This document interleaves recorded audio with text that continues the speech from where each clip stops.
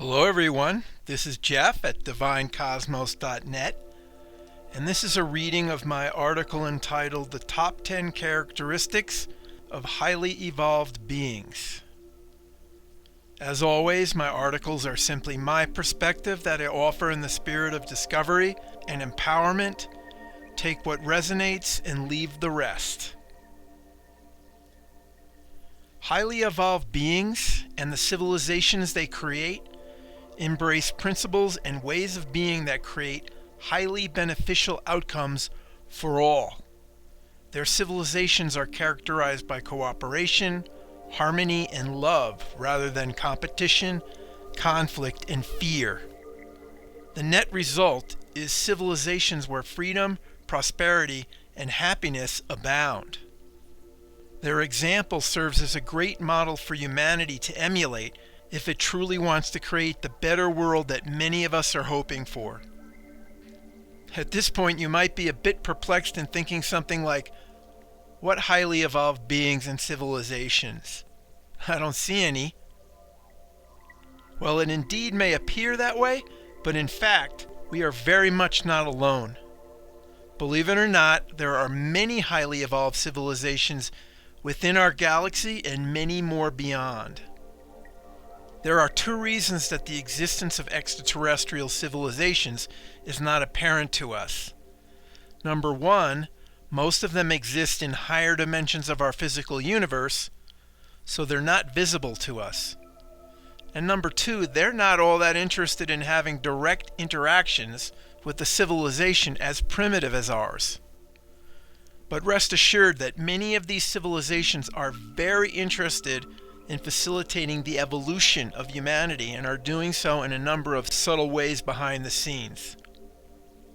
This is a fascinating topic beyond the scope of this article that I may explore in the future, so follow the blog to stay tuned. I was inspired to write this article by the in-depth discussion of this topic found in the book Conversations with God, Book 4, Awaken the Species. And it seemed like very valuable information to share. What I present here is essentially a condensed summary of that discussion, peppered with my own insights.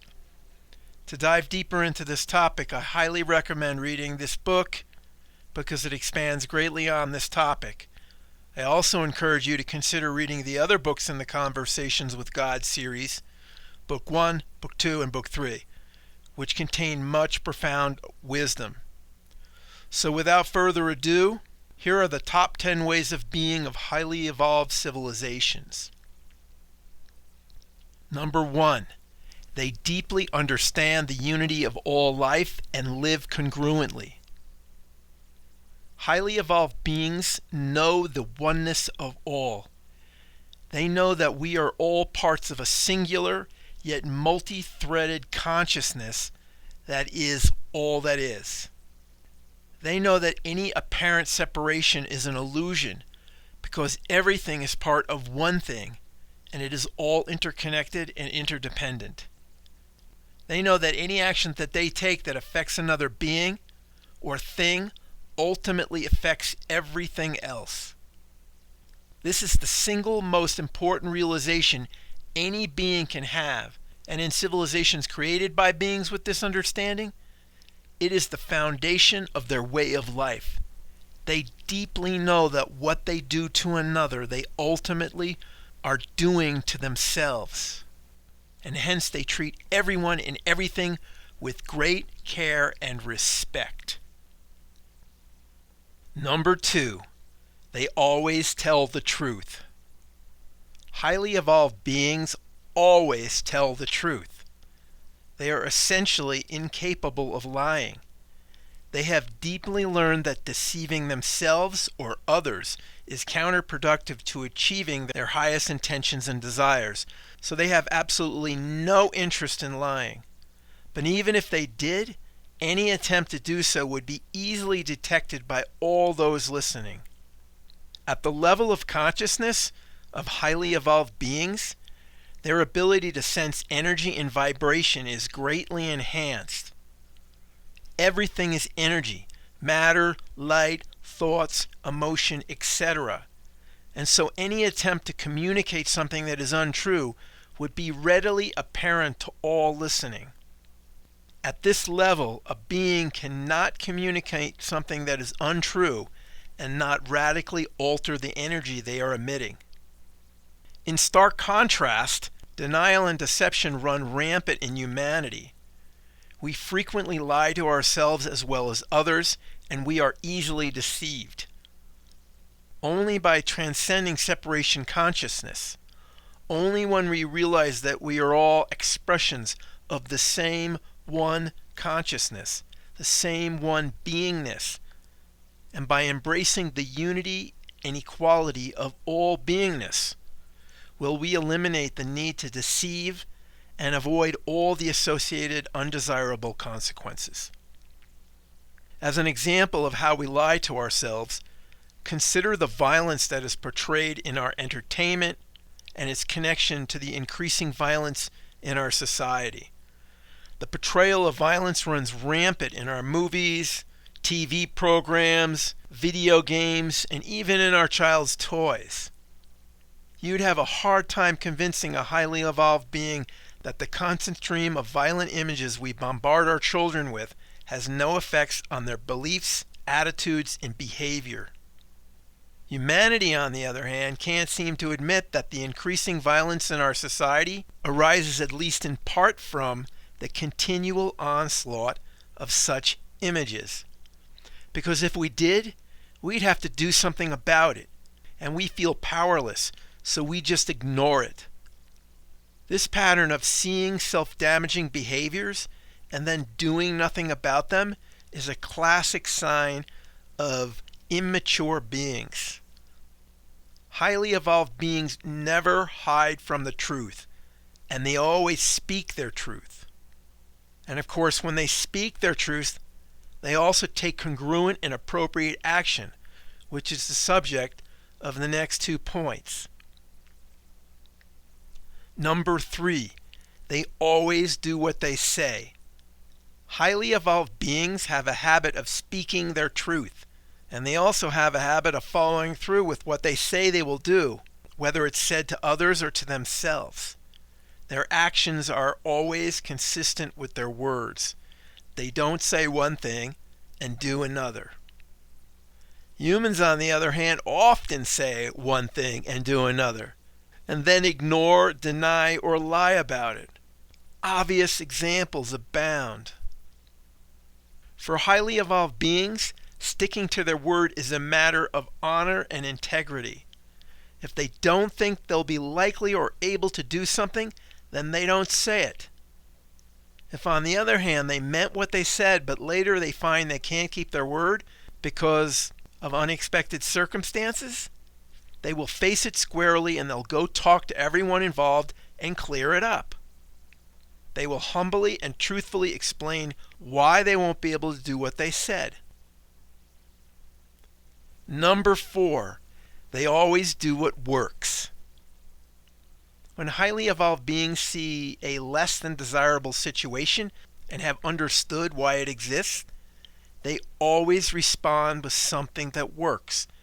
They do not ignore it, deny that it exists, cover it up, do something that doesn't address the true problem, or in some other way fail to take appropriate action, as is often the case with humanity. Examples abound, and here are a few of them. If our goal is to live a life of peace, joy, and love, which I sincerely hope it is, then violence does not work. This is immensely obvious if you take but a moment to contemplate history. Isn't it clear that retribution begets retribution, hate begets hate, violence begets violence? And yet we repeat the pattern over and over. If our goal is to live long and healthy lives, then consuming meat daily, smoking known carcinogens continuously, and drinking alcohol regularly does not work. This has been amply proven, yet many of us continue to do these things. If our goal is a society free of violence and war, then modeling of violent behaviors and attitudes to our children via our entertainment and toys, which has clearly been proven to facilitate the adoption of those violent tendencies, does not work, and it would be stopped immediately, and yet we do nothing. Number 5, they never kill each other. Highly evolved beings never, under any circumstances, kill another incarnate being unless specifically asked by the other to do so. Within humanity, murder and mass murder, war, etc., occur appallingly frequently, and we justify much of this behavior as self-defense. It's interesting to note that in primitive societies, all attack is called defense. And of course, we certainly have the right to defend ourselves and do so in any way we see fit. After all, we are free and sovereign beings, so we have the right to do anything we please. Yet, a highly evolved being would not kill another even in situations we would clearly consider self-defense. This is because they understand that every act is an act of self-definition. Every act defines who you are. You are creating yourself in each and every moment by what you choose to do. So it boils down to deciding who and what you want to be. Do we want to define ourselves as ones who are willing to do anything to survive and create a dog-eat-dog kind of world in the process? Ultimately, highly evolved civilizations transcend the need to kill others because they no longer create situations where they would find themselves needing to kill. And that's because they have awakened to their oneness, and every aspect of their attitudes and behaviors have changed dramatically. When humanity fully awakens, then all conflict and competition will end. No more killing, no more dog-eat-dog world. Instead, we will find ways to share everything and cooperate on a grand scale. And this newfound level of cooperation and sharing will create an unprecedented level of prosperity and happiness for all. And no one will ever have any reason to attack or defend, physically, emotionally, financially, etc., for any reason ever again. In the rare case that an unenlightened person chose to mortally attack you, you would simply allow yourself to be killed, knowing that death is an illusion, and peacefully exit physicality and return to your eternal non-physical self and existence. You would not choose to perpetuate more violence just for the survival of your physical body, which is not you, it's just a temporary vehicle. When you know that the real you can't die, it changes everything. As the great spiritual philosopher Rumi has said, "Know then that your body is merely a garment. Go seek the wearer, not the cloak." But what if we were attacked by another civilization, you might ask? Don't we have to worry about another civilization coming to Earth one day and destroying us? This question is addressed in Conversations with God, Book 4, and I will defer to it on this topic. All I'll say about this is that our fear of this scenario is being encouraged by a whole slew of alien invasion movies and the like. Given the benevolent extraterrestrial presence that is here, i.e. highly evolved civilizations that are trying to gently facilitate the awakening and evolution of humanity, it makes you wonder if some or all of the alien fear porn is the work of some agency with a nefarious agenda. If you'd like to explore this topic further, then I suggest you check out the work of Dr. Stephen Greer. He is the world's leading expert and most trustworthy source on the extraterrestrial presence and who, why, and how it is being hidden from us. Number 6, they never damage their environment. Highly evolved beings would never do anything that could potentially damage or harm the physical environment that supports their society. They deeply understand and appreciate the interconnection and interdependency of all life, and they deeply appreciate the environment that sustains them. They know that to continue to have their environment to provide for their needs and for the needs of all generations to come, then they must live sustainably. They must live in a way that is gentle, careful, and thoughtful to their natural environment and planet, and wisely husband her resources.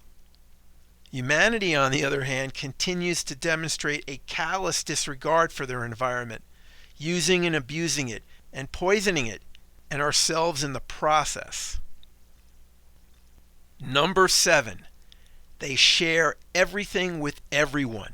There is no ownership. In highly evolved civilizations, there is no such thing as ownership. This is because they understand that since they are all one, everything that exists belongs to everyone that exists. And hence they share everything with everyone all the time. A far cry from humanity, which generally only shares with others in very limited circumstances. We have an economic system and a mindset that encourages us to accumulate as much stuff that we can call our own as we can, and it encourages a relative few to hoard the majority of the resources and the wealth of the planet. To most of us, sharing everything probably seems completely impractical and unworkable. It's very hard for us to imagine how sharing everything could work, but believe it or not, it works very well. In highly evolved civilizations, the idea of ownership is replaced by the concept of stewardship. Beings in those civilizations mutually agree on who will have stewardship responsibility for what, who will partner with whom, and who will perform what functions. The persons or persons that take care of and manage a given thing or resource, e.g. the stewards, do not take it as their own. They are simply responsible for managing it.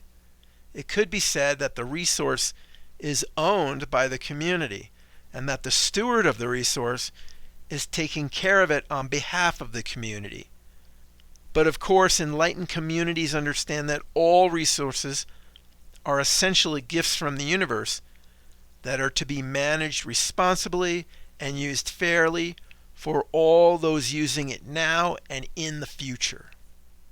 Those who accept stewardship of anything, be it land or something else, do not imagine that they own it. They understand they are merely caring for it and managing it for the benefit of the community. For instance, no one imagines that just because they are stewards on a particular plot of land on the planet on which they incarnated, that they own the minerals and water and whatever else is under that plot of land, all the way down to the center of the earth. Nor does anyone imagine that they own the air or the sky above a plot of land, as high as the sky goes. Such ideas are absolutely ludicrous to highly evolved beings. And any debates about who owns the rights to whatever seems utterly pointless to beings who understand that they are all one. A big stumbling block to embracing the idea of no ownership is our difficulty in imagining how we would earn a living without the profit motive that seems so strongly linked to ownership. But unlike humanity, highly evolved civilizations do not view living as something that you have to earn.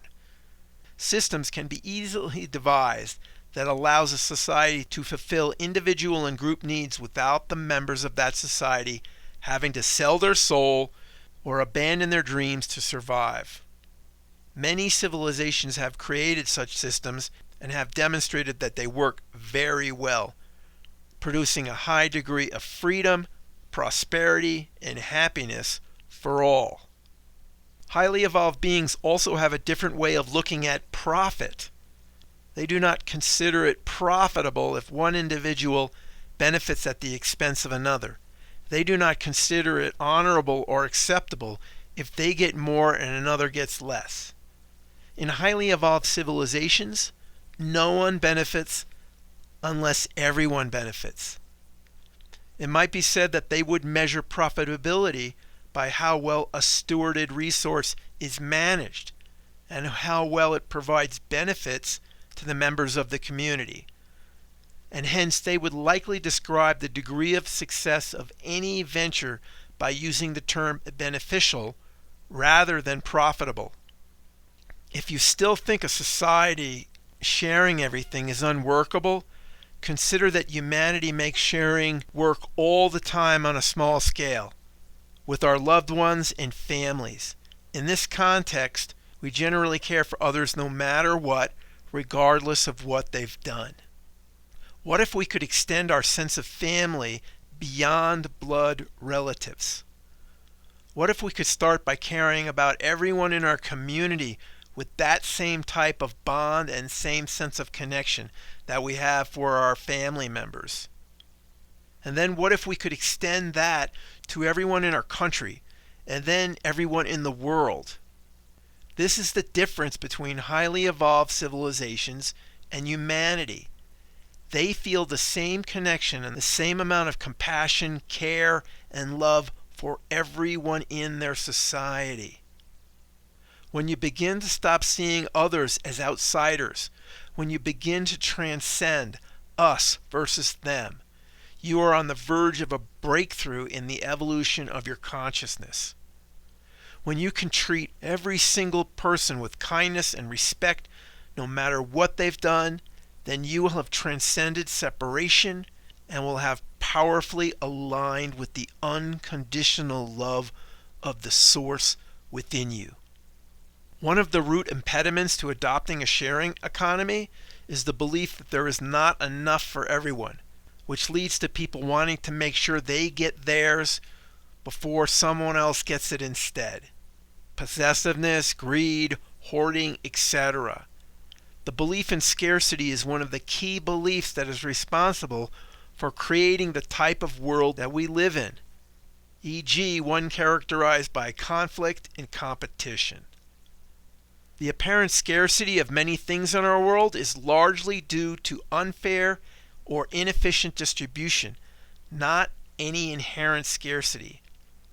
As a shameful example, there is actually enough food produced on our world for everyone, yet many continue to starve. And of course, much of the apparent scarcity on our world is intentionally manufactured by commercial interests to maximize profits, or by distribution strategies based on profit-only mentalities, which leaves many without, even though there's plenty. And imagine if all the energy and resources invested in the world's war machines was applied to everyone's welfare. We could easily solve most, if not all, of the world's inequities. Because highly evolved civilizations work cooperatively, share everything, tell and face the truth, and do what works, they rarely experience scarcity. But even more deeply, highly evolved beings have transcended scarcity altogether because they understand metaphysics, and they know that they are creating their reality with their thoughts and their beliefs and more, and so ultimately scarcity is an illusion which is self-created. Number 8, they work together cooperatively. There is no competition.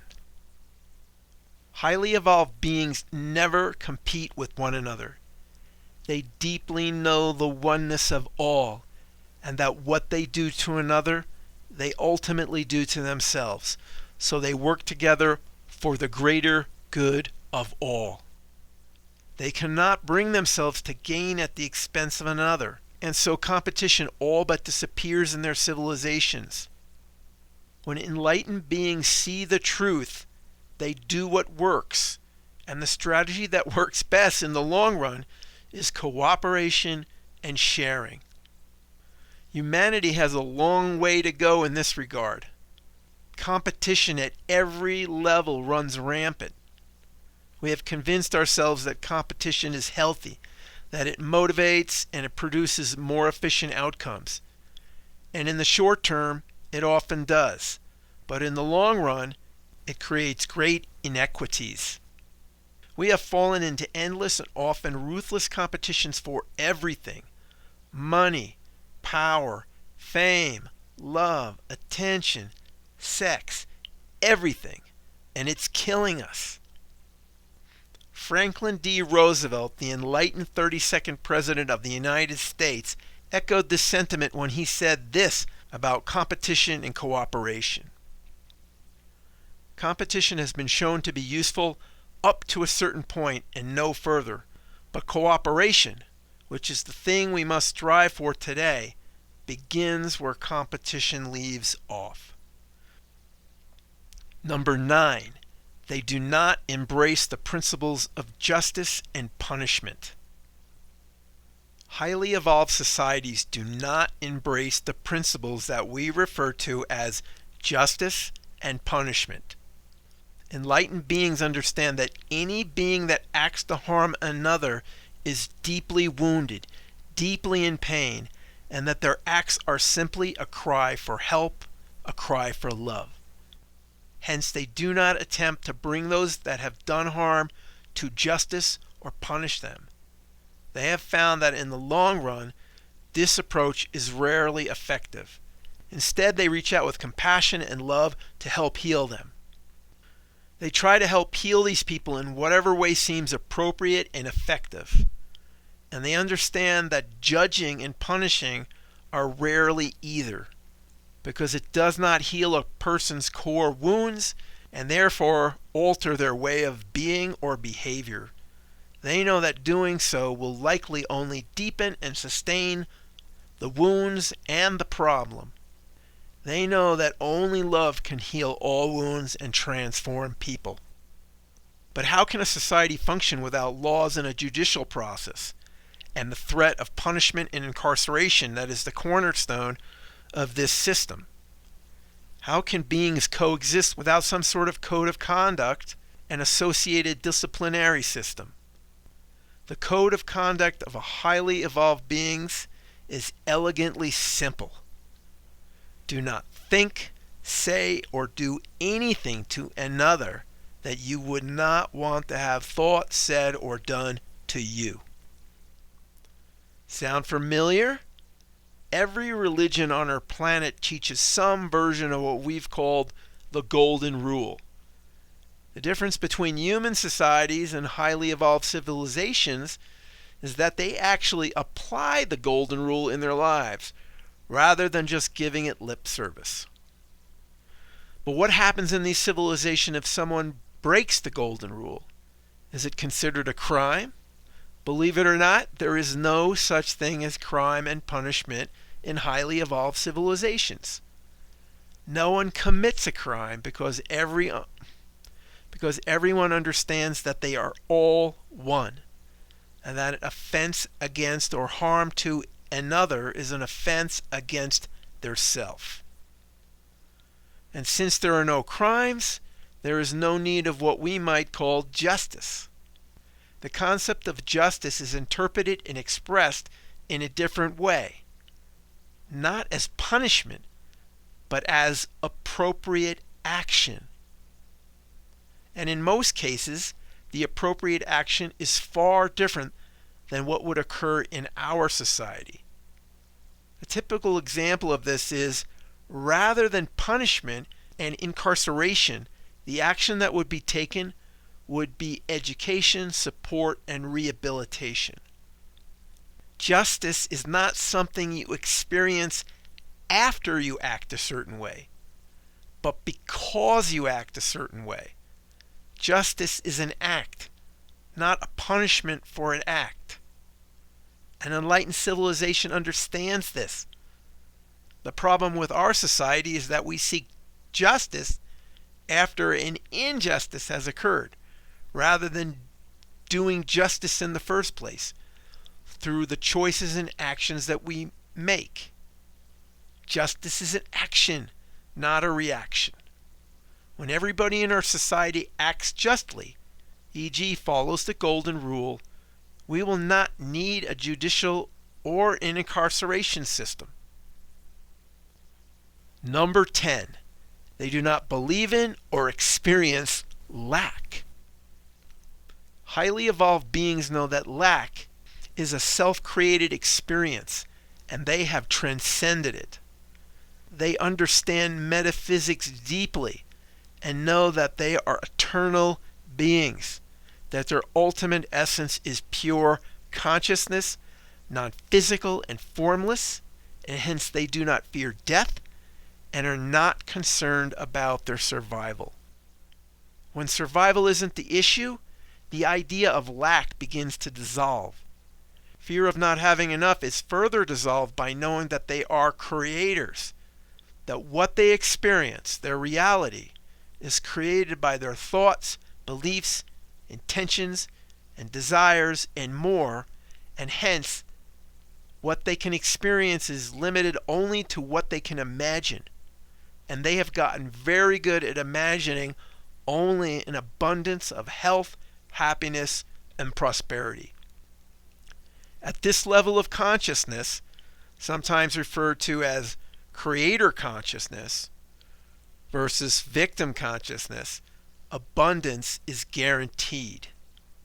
At the level of existence of highly evolved civilizations, they are no longer concerned with whether they will survive or have enough, but in what manner they will live life to its fullest and create wonderful experiences for all.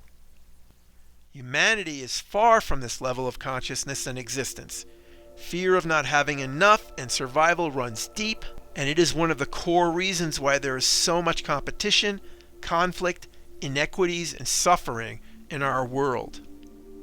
But most of the perceived shortages on our planet are actually illusory. A good example of this is the supply of food. On our world, over 650 children die of starvation every hour, which seems to indicate that there's a shortage of food. Yet we scrape enough food off our plates in restaurants to feed whole countries. No child needs to starve to death. The U.S. Department of Agriculture estimates food waste in the United States alone to be about 30 to 40% of the food supply. An estimated 133 billion pounds of food wasted. This is a situation that would never, ever occur in highly evolved civilizations. They would simply make it a priority to figure out how to solve the issue, which is more one of distribution than it is of lack of supply. They would figure out how to share the food more effectively, period. So in conclusion, we have explored some of the key characteristics that distinguish highly evolved civilizations from others that are less so. If you'd like to explore these in more depth or learn about some of the other distinguishing characteristics not discussed here, then check out the book Conversations with God, Book 4, Awakening the Species. The example offered to us by highly evolved civilizations provides a tried and true model for us to adopt that can enable us to create the better world that we all yearn for. This model can be summed up very simply. Caring and sharing and cooperation is a powerful combination that can transform our world. Let's be the change we wish to see in the world and create a wonderful new earth together. As John Lennon has said so eloquently in his song Imagine, you may say I'm a dreamer, but I'm not the only one. I hope someday you'll join us and the world will live as one. That's it, folks. Hope you enjoyed the article. If you liked it, please consider sharing, liking, or subscribing. Enjoy!